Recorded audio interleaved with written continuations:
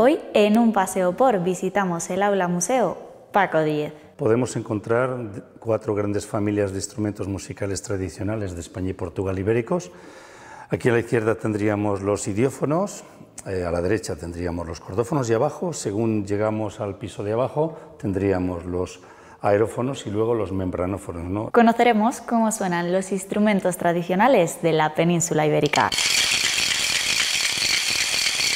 Y imagínate hace miles y miles de años un homínido, antes de que se convirtiera en Homo erectus y posteriormente en Homo sapiens, ¿no? Golpeando con una cierta cadencia unos huesos, ¿no? Decenas de miles de años después, con estos 3 dedos, lo metió entre los 3 dedos y tocó. Pero también descubriremos las interesantes historias que hay detrás de cada uno de estos instrumentos. Toqué ante Su Majestad, ante Felipe VI, este instrumento, la zanfona, y al término del concierto se acercó, me preguntó: Paco, ¿y este instrumento, por favor, me gustaría saber más de él? Fui a buscar el instrumento y al final el rey Felipe VI tocó este instrumento, la zanfona, es además este mismo. El sonido de las gaitas de todo el mundo nos acompañará en este recorrido. Aquí hay 28 gaitas y también sus orígenes. De Escocia, tenemos de Italia, tenemos de Hungría, de Emiratos Árabes y también de Túnez.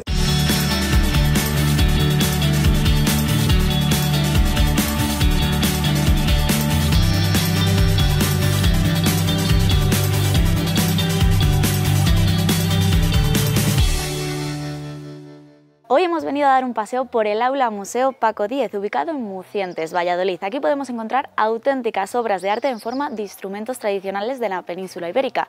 Aquí vamos a encontrar una muestra de 450 instrumentos, a los que se une una colección de gaitas de todo el mundo. ¿Queréis conocerlas todas? Pues acompañadme.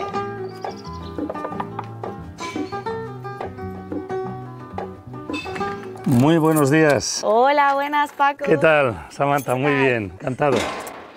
Bueno, ¿quién mejor para explicarnos este museo que Paco Díez? Él es el máximo exponente en música judeo-española.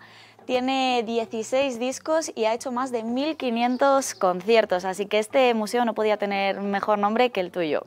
Muchísimas gracias. Bueno, pues vamos a hacer un recorrido por este magnífico museo. Perfecto, muchas gracias. Vamos.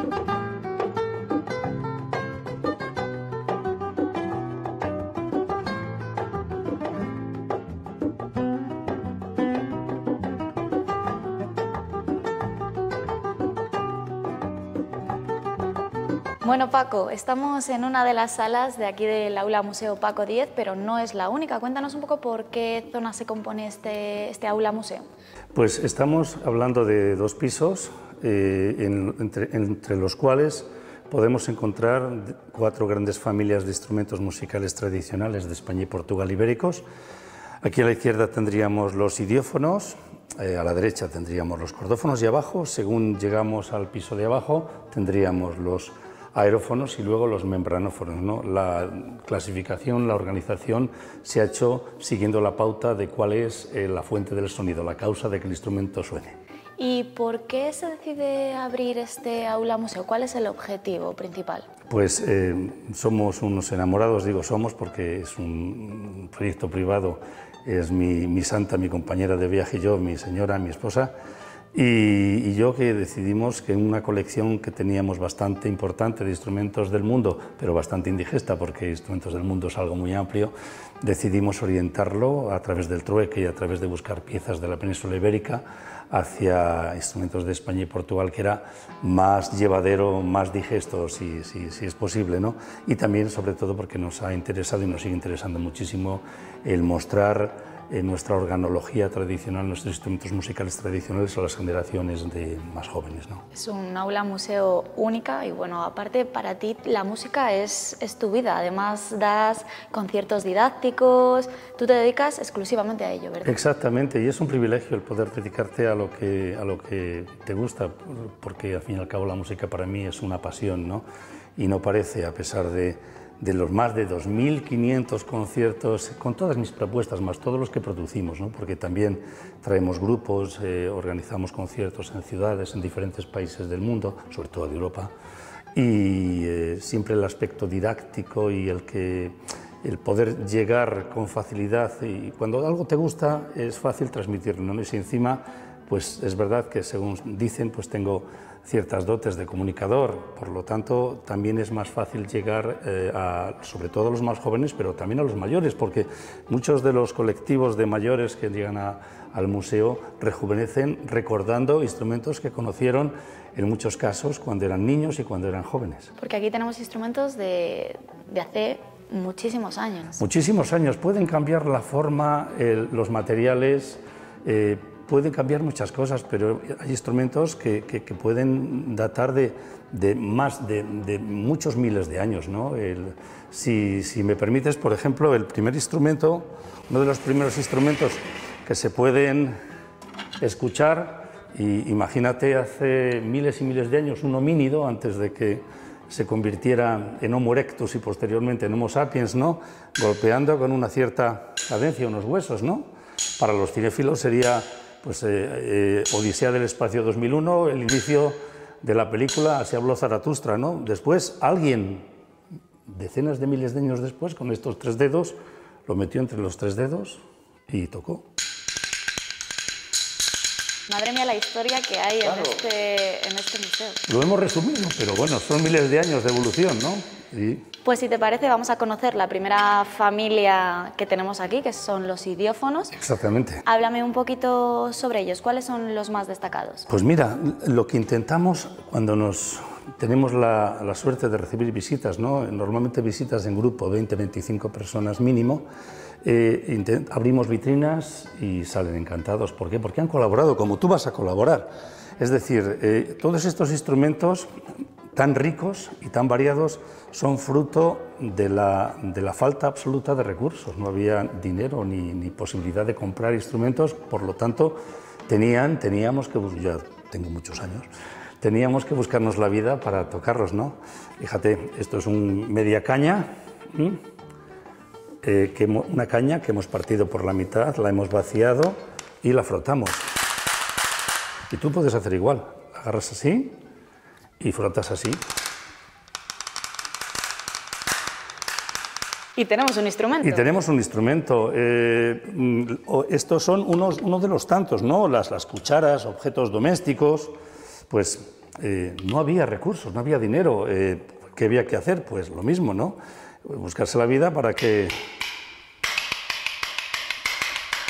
O también tocado así. Madre mía. Sí, hay una variedad enorme. Bueno, juguetes de niños, para infantiles, los sonajeros. ¿No había sonajeros? Pues lo hacían con unas cañas. ¿Todos estos instrumentos qué tienen en común entre ellos? Pues son instrumentos de ritmo, que producen ritmo para poder cantar o bailar sobre ellos, ¿no? Es decir, castañuelas, palos para danzas de paloteo, tejas, tejoletas, piedras, huesos, cañas. Son instrumentos que podríamos llamar, entre comillas, pobres, porque son instrumentos a los que objetos materiales, orgánicos, muchos de ellos, a los que todos teníamos acceso. Y a partir de ese acceso y a partir de una pequeña iniciación en la interpretación de cada instrumento que se aprendía por transmisión oral, es decir, por generaciones, ¿no? Pues se podía ofrecer música. ¿Qué te parece si conocemos la segunda familia de instrumentos? Perfecto. Pues se trataría, Samantha, de los cordófonos, instrumentos, pues una cuerda tensada, estirada, interpretada de diferentes maneras, ¿no? Y bueno, pues tenemos desde cuerda frotada, cuerda golpeada, percutida, cuerda pulsada, cuerda pinzada. Hay una variedad muy grande. ¿Qué te parece si me enseñas cómo suena alguno de ellos? Este de aquí es todo orgánico, media calabaza, pelo de cola de caballo, piel, cuero, madera, un cachito de madera, un arco, también con pelo de cola de caballo. Y fíjate el sonido. ¡Qué sonoridad! ¡Qué bonito!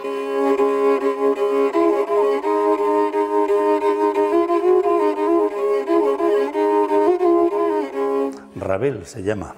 Te iba a preguntar por el nombre, pero ya me has respondido tú. Sí. ¿Y dentro de esta familia tenemos algún instrumento que tenga una historia especial detrás de él? Pues hay varios, pero una historia que va a llegar muy fácilmente a los televidentes de nuestra tierra es este instrumento, se llama zanfona, ¿no?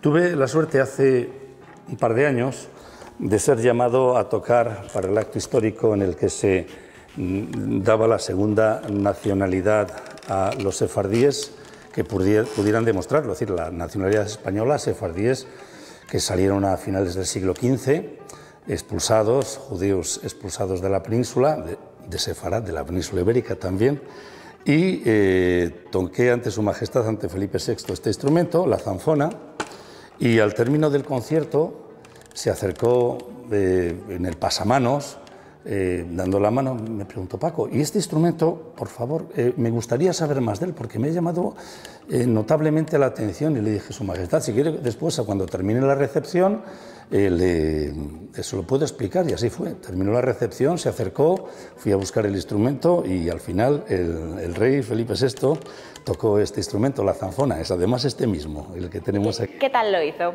Lo hizo muy bien, como lo podrías hacer tú. ¿Quieres probar? Venga, vamos a ver. Yo te muestro cómo es y luego lo tocas tú. ¿Ves? Es una rueda que frota cuerdas y en vez de cortar la vibración de la cuerda por aquí, lo hago a través de unas teclas.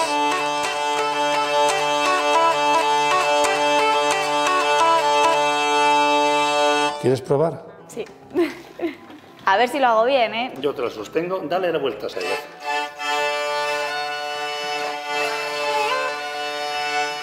Bueno, no suena tan bien como cuando lo haces tú, ¿eh? Pero dale más deprisa con la derecha. Samantha tocando la zanfona, instrumento ibérico. El instrumento, además, que quedó estereotipo de los ciegos de antaño, antes de estar en la ONCE. Muchos ciegos tocaban zanfona para contar y cantar noticias. Qué interesante, es mucho más complejo que la familia anterior que hemos estado viendo. Son instrumentos ya que requieren, aparte de eso, para su construcción, no solo para su construcción, sino para su interpretación, pues una formación mucho más intensa. Bueno, pues si te parece, vamos a seguir descubriendo este museo y vamos a por la tercera familia de instrumentos. Fenomenal, muy bien.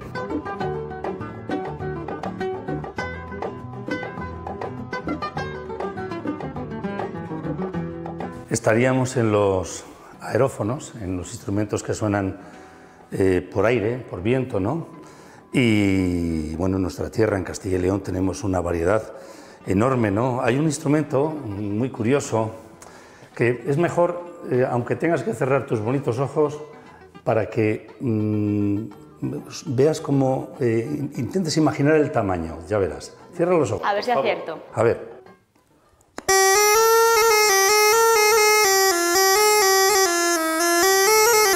Ya podéis abrir.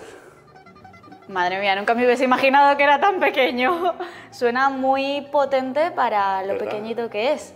Cuéntanos qué es. Es una gaita de centeno, mira, es un corte lateral, aquí, ahí ya tenemos lo que es la fuente del sonido, y luego le echo 1, 2, 3, 4, 5 agujeros, ¿no?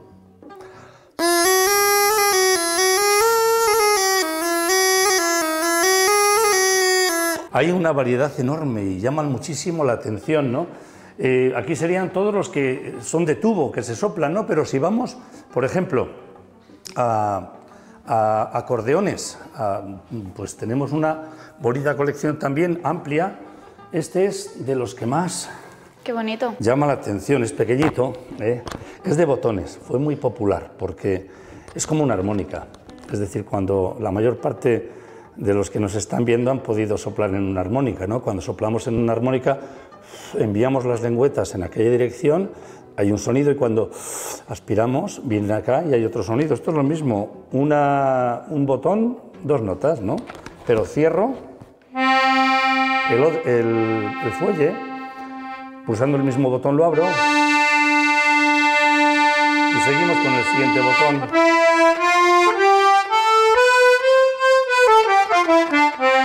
Tenemos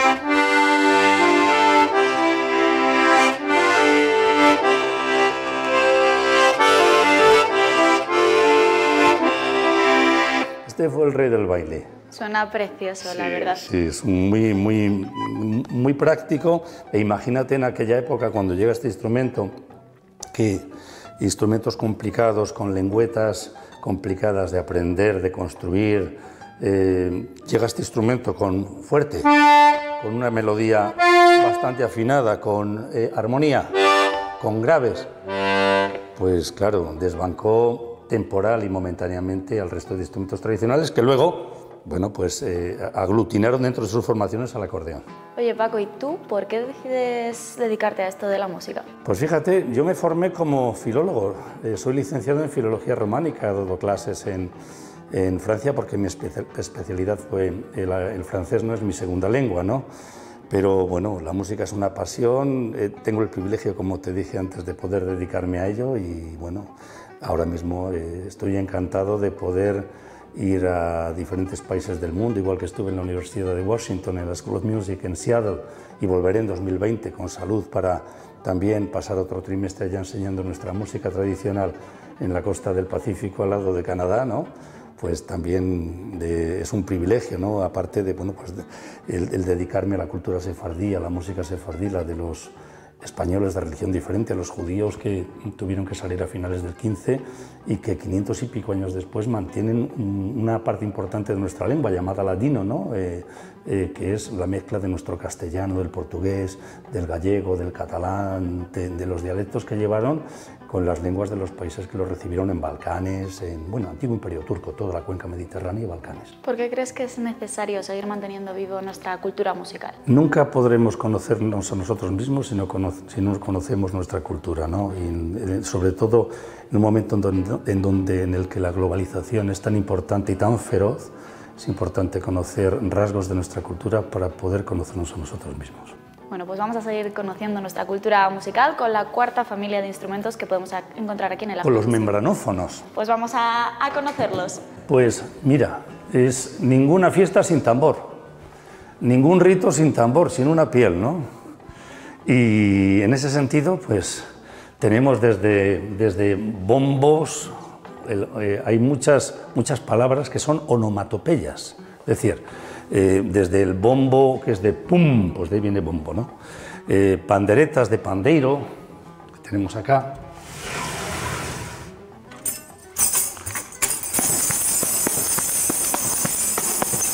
Molinero, molinero, no vaya de noche a verme. Están mis padres en casa, puede criticar la gente. La molinera llorando estaba y el molinero la consolaba. Con pandereta y anillas y estilos de tocar de nuestra tierra, ¿no? El pandero cuadrado, dentro... Fíjate, impacta ver un pandero cuadrado. Sí, dentro hay lo que se llaman resonadores libres, que son, en este caso son garbanzos. La canción que canté antes es sobre la molinera, esta es más conocida en Castilla y León. Vengo de moler morena de los molinos de arriba. Vengo de moler morena de los molinos de arriba, dormí con la molinera, ole, ole, ole. No me cobra la maquila que tengo de moler morena. Va a llover. Qué bonito. Va a llover, pero no porque lo haya cantado mejor o peor. Cuando las pieles están... Esto es un laboratorio higrométrico para calcular la humedad. Aunque tengamos el tiempo.es y weather, no sé cuál más, cuando las pieles están blandas es que va a haber cambio de temperatura. O cuando huelen, paso por aquí, va a haber un cambio de tiempo. Sí, sí. Qué curioso. Son materiales orgánicos, se estiran, se encogen. Y está blando, ¿eh? Cuando si estuviera haría más boom, ¿no? Es un pandero cuadrado de la Ciana. Bueno, Paco, y me han dicho que aquí en el Aula Museo Paco X también hay conciertos, ¿verdad? Aquí tenemos de todo. Bueno, pues ¿qué te parece si conocemos la sala en la que se imparten esos conciertos? Perfecto.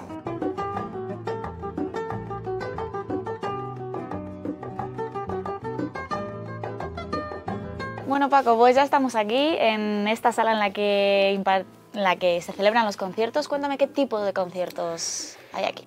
Pues conciertos de todo tipo de música. Intentamos que sean en su mayoría músicas acústicas, ¿no? Músicas pues, donde los instrumentos sean lo más acústico posible, pero hemos tenido pop, hemos tenido rock celta con un grupo local maravilloso, Triquel. Hemos tenido un poco de todo, ¿no? Con bolero, tango, música tradicional, música folk, si quieres un tradicional un poquito más evolucionado. Hemos tenido blues, hemos tenido jazz, hemos tenido un poco de todo, cantautor, mucho clásico también, un poco de todo. Y hemos tenido nombres importantes también dentro de lo que es el panorama nacional. Es una programación, un ciclo. Vamos a organizar, estoy ahora cerrando el 12º ciclo de la llamada Las 10 y una noches, que son 11 conciertos, las 10 y una noches, que empiezan finales, dependiendo de los años, finales de septiembre, primeros de octubre, hasta finales de marzo, más o menos cuando cambiamos la hora, porque un momento que cambiamos la hora y fuera ya hace luz y hace sol, la gente, todos estamos deseando salir a dar una vuelta afuera en vez de meternos en una sala. Porque aquí se celebran los conciertos de invierno, pero en verano tenemos un magnífico patio para esos conciertos de verano, ¿verdad? Sí, sí, nos hace una tarde bonita, una tarde-noche bonita, el hecho de poder hacerlo en nuestro patio, que es un patio cerrado, rodeado de un huerto en plena producción, amén de las plantas aromáticas, culinarias, medicinales que también tengo plantadas en él, recién regado y iluminado con unos LEDs y con el silencio del público que viene a verlo. La verdad es que creo que es una de las mejores experiencias que se pueden tener aquí. Vamos, que nos falta detalle en ese patio. Intentamos ser sensibles y delicados en todo lo que hacemos, ¿no? Y la gente que viene pues suele repetir. Bueno, Paco, pues nos queda una última estancia en la que por descubrir, que es donde están esas gaitas de todo el mundo. ¿Qué te parece si vamos y me las explicas un poco mejor? Fenomenal, muy bien.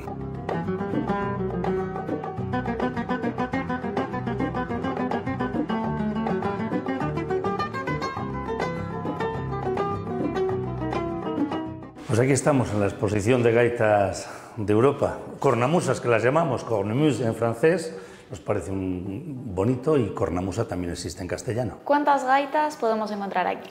Aquí hay 28 gaitas y también sus orígenes. ¿Y de qué países? Pues sobre todo de Francia. Es curioso, pero todos tendemos a pensar que es Escocia o Galicia, donde hay muchas gaitas, de verdad, pero Francia es un país donde hay una variedad y formas de gaita increíble también, pero tenemos como digo, de Escocia, tenemos de Italia, tenemos de Hungría, tenemos, curiosamente, aunque salgamos de Europa, de Emiratos Árabes y también de Túnez, un instrumento que se llama mezuez o sukra. Tenemos de Bulgaria, tenemos de Macedonia, hay una variedad muy amplia. Hablábamos de los orígenes de esas gaitas. ¿Dónde radica ese origen? Pues el origen está un poco, digamos, oculto, pero parece ser que viene de oleadas indoeuropeas, de tribus que llegaron de Asia, ¿no?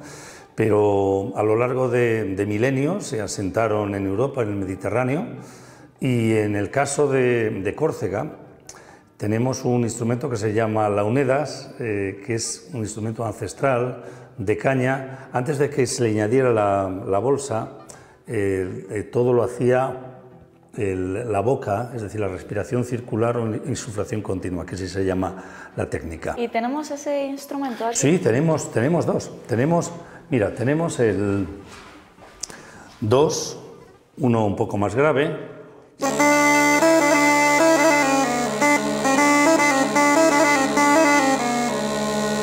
Son 2 cañas, pero se tocan 3. Aquí voy a utilizar las 3, es un poquito más agudito, ¿eh? Son 3 cañas. Otra más. Yo no manejo la insuflación continua, pero para mostrarlo, como el tuerto en el reino de los ciegos, puedo.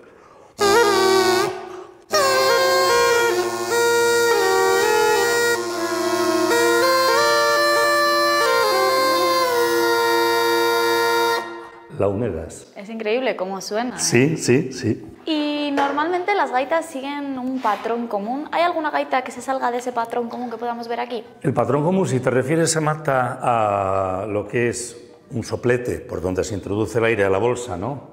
Una puntera, un pie de gaita que es donde lleva la flauta, y un bordón o varios bordones que dan notas pedales continuas, eso sería el patrón normal, ¿no? Pero hay algunos, como el caso de la cabrette del centro de Francia, del Macizo Central, o la Leyland Pipes de Irlanda, o la Northumbrian Pipes, o la Lowland Pipes de Inglaterra, ¿no? de norte de Inglaterra y Escocia, que llevan un fuelle. En vez de soplar, yo me imagino pues, que habría problemas de enfermedades respiratorias y bueno, la esperanza de vida, etcétera, etcétera. Entonces le daban con un fuelle, aquí estaba la bolsa, y iban inflando con fuelle en vez de soplar, ¿no? Tenemos ahí la cabrette, el caso de este instrumento, que además es un instrumento especialísimo, que es, fíjate, es ébano, marfil, es muy antiguo. Es el fuelle que te digo, y aquí, esto llevado acá, tenemos de un lado el fuelle y del otro lado la bolsa, y luego tocamos, ¿no? ¿Y en el sonido se aprecia mucha diferencia? No, suena parecido porque todo depende luego de la presión y de la expresión que tú le des al instrumento. Bueno, yo sé que hay aquí una gaita muy especial que tenemos ahí. ¿Qué te parece si nos acercamos? Pues sí, mira, es una gaita del centro de Francia que estoy introduciendo tanto en el repertorio que hago en solitario, con cantos, porque con la gaita también se toca y se canta. Yo toco gaita sanabresa y gaita listana de Zamora, gaitas maravillosas, muy antiguas, que apenas han evolucionado desde siglo XIII-XIV, ¿no? Así como la gallega la hicieron evolucionar y la asturiana de una forma muy rápida, ¿no? Estas mantienen un carácter ancestral tradicional muy importante, ¿no? En cambio esta, que es más suave, por eso lo utilizo para no forzar la voz, no es una... Estas también se pueden tocar con barquín, con el fuelle, ¿no? Pero esta lleva el soplete que tenemos aquí, el bordón, y este es otro bordón y esta es la puntera. Bueno, pues yo creo que no hay una mejor forma de terminar este paseo por el Aula Museo Paco Díez que con una interpretación, una fusión de esa música ibérica y europea. Nadie mejor que tú para hacerlo. Pues mira, un canto de ronda sanabrés, que si lo hiciéramos con la gaita de Sanabria, sonaría con la potencia necesaria. Vamos a hacerlo con esta gaita para no forzar la voz.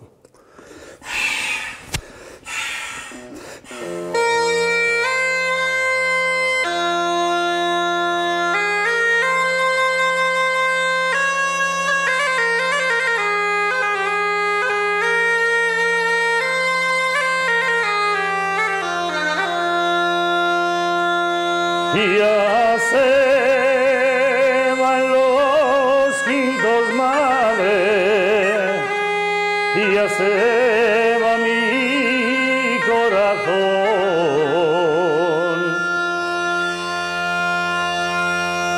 ya se va quien me ponía ramitos en mi balcón. No llores, niña, no llores. No llores, niña, no llores. No llores, que yo no lloro.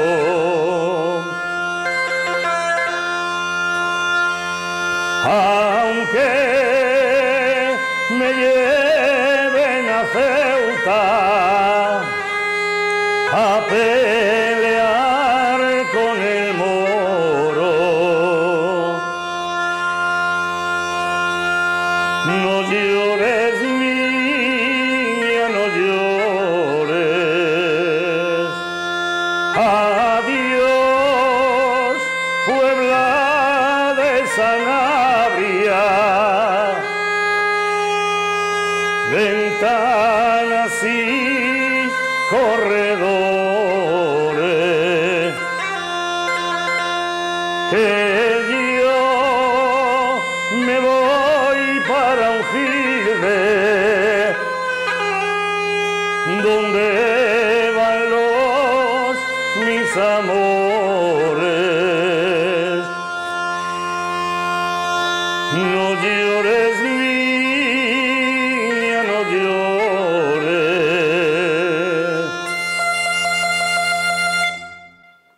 Muchas gracias, Paco, por esta interpretación y muchas gracias por este recorrido por el Aula Museo Paco Díez. Muchas gracias a vosotros, de verdad, gracias.